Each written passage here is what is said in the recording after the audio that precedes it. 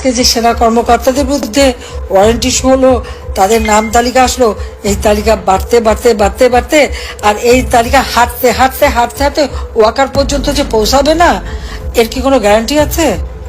যতই তেল মারুক তাবেদারি করুক, জামাত বিএনপি আর ইউনূসকে চিনতে সময় লাগবে।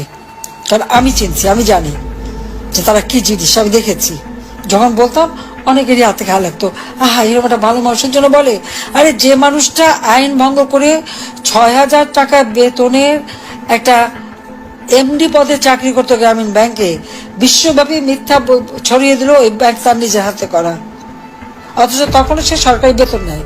এবং আইনে আছে ৬০ বছর বয়স পর্যন্ত এমডি থাকতে পারে, যে সেখানে আইন ভঙ্গ করে ৭০-৭১ বছর বয়স পর্যন্ত থেকে গেল। আর সেখান থেকে তাকে সে মামলা করে হেরে যে ছেড়ে দিতে বাধ্য হলো, তখন সে পদ্মা সেতুর টাকা হিলারি ক্লিন্টনকে বলে, সেই জোলেনস্কি ওয়ার্ল্ড ব্যাংকের প্রেসিডেন্ট, তাকে দিয়ে তার শেষ সময় ভোটে কোনো পাস হয়নি, পদ্মা সেতুর টাকা বন্ধ করে দিল।